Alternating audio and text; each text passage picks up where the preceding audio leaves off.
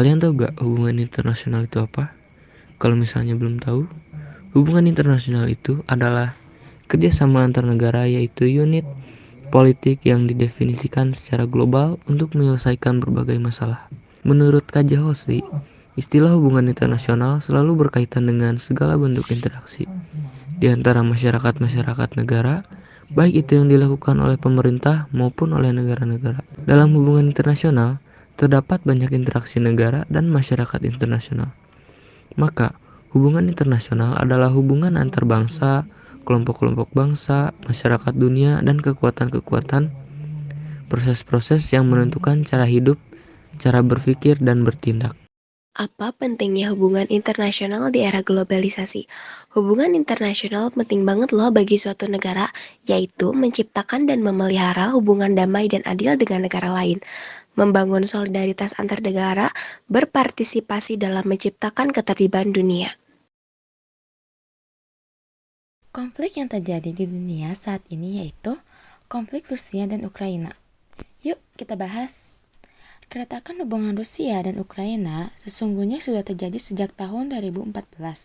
Saat itu, rakyat Ukraina yang memilih untuk lebih independen menggulingkan Presiden Viktor Yanukovych yang pro-Rusia. Demonstrasi pro-Uni Eropa terjadi akibat penolakan terhadap kebijakan Viktor yang lebih memilih berhubungan dagang dengan Rusia.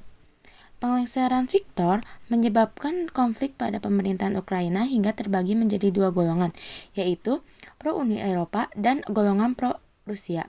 Rupanya, pada bulan Februari 2022 kemarin, krisis antara Rusia dan Ukraina kembali memuncak setelah NATO, North Atlantic Treaty Organization, tengah berupaya mengekspansikan keanggotaannya ke Eropa Timur dengan menarik Ukraina sebagai target. Tentu hal ini membuat Rusia murka karena upaya NATO ini dianggap Rusia telah menjadi ancaman serta pelanggaran sehingga Rusia tidak ingin membiarkan Ukraina lebih begitu saja dari cengkraman Rusia.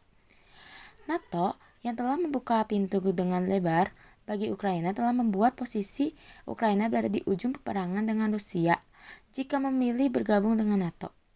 Tidak hanya itu, dukungan negara-negara barat yang sangat besar seperti Amerika Serikat terhadap Ukraina juga membuat Rusia terancam. Pada dasarnya, Rusia menilai bahwa NATO hanya dijadikan instrumen atau media negara-negara barat untuk melawan Rusia, dan telah melanggar kesepakatan yang dibuat sejak lama di mana NATO tidak akan memperluas jangkauan ke Eropa Timur. Hal inilah yang menimbulkan reaksi luar biasa dari masyarakat internasional mengenai integritas NATO dan hingga kini krisis Rusia dan Ukraina belum juga menemukan penyelesaian. Di samping itu, ketegangan antara Rusia dan Ukraina juga membawa dampak buruk bagi sektor ekonomi, sosial, dan politik di berbagai negara di dunia. Salah satunya dampak ekonominya seperti krisis pangan, keterbatasan energi, dan inflasi dunia. Kalian tahu gak perdagangan internasional itu apa? Perdagangan internasional adalah proses tukar-menukar barang antar negara atau untuk mendapatkan laba.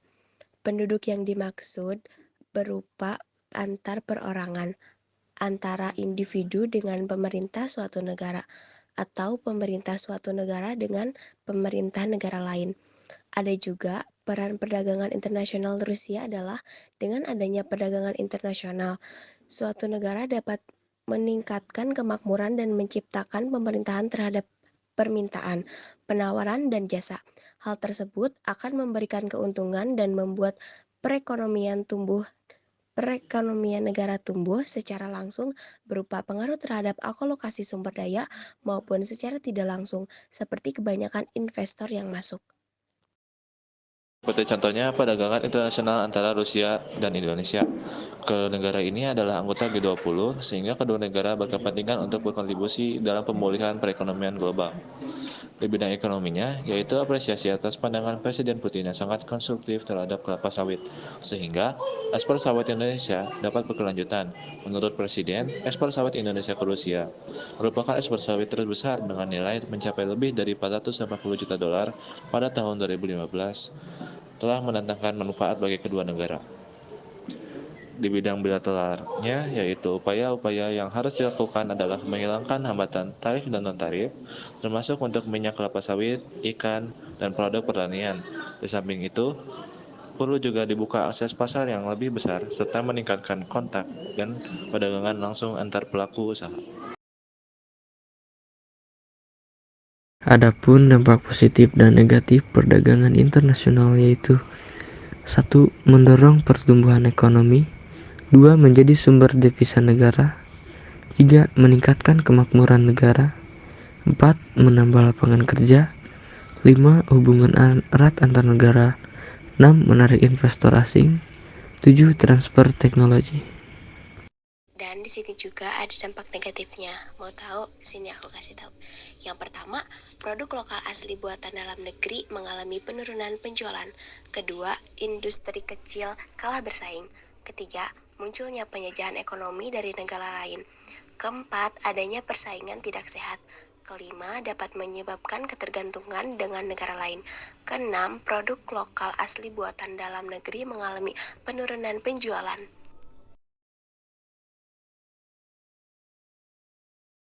Dampak perubahan iklim sangatlah penting bagi hubungan internasional, yaitu adanya perbedaan iklim dan faktor yang mempengaruhi perdagangan internasional lainnya adalah adanya perbedaan iklim antara negara. Perbedaan iklim di suatu negara menjadi alasan sumber daya alam di suatu negara berbeda dengan negara lain. Karena keberadaan sumber daya alam ditentukan oleh suhu, cuaca, dan musim tertentu. Atas dasar itulah, tidak semua produk atau jasa bisa diproduksi oleh suatu negara, karena sumber daya alam setiap negara terbatas. Hal tersebutlah yang membuat faktor pendorong perdagangan antar negara dilakukan. Pentingnya perubahan iklim terhadap hubungan internasional. Perubahan iklim telah menjadi perbincangan dalam kehidupan masyarakat internasional sejak 1979. Negara-negara berkumpul pada konferensi iklim di Jeneva untuk membahas upaya penanggulangan pemanasan global. Konferensi tersebut diikuti dengan pembentukan Badan Internasional Penelitian Perubahan Iklim atau yang dikenal sebagai IPCC. Salah satu isu lingkungan hidup yang memberikan pengaruh yang signifikan terhadap kehidupan makhluk di bumi adalah fenomena perubahan iklim atau climate change. Perubahan iklim bersifat global dan berjangka panjang. Perubahan iklim akan berdampak besar pada sistem sosial, ekonomi, lingkungan, juga terhadap aspek keamanan kehidupan manusia yang meliputi air, makanan, dan kesehatan. Dari dampak tersebut dapat dinilai bahwa iklim adalah milik bersama, bersifat global, dan mempengaruhi kepentingan manusia secara keseluruhan.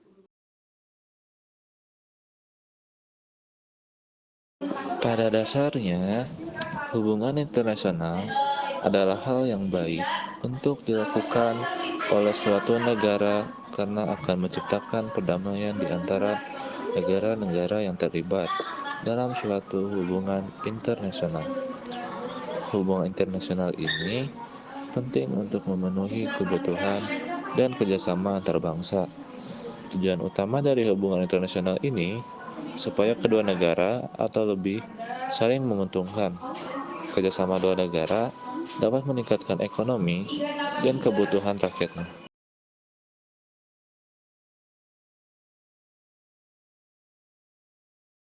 Terima kasih sudah menonton video kami.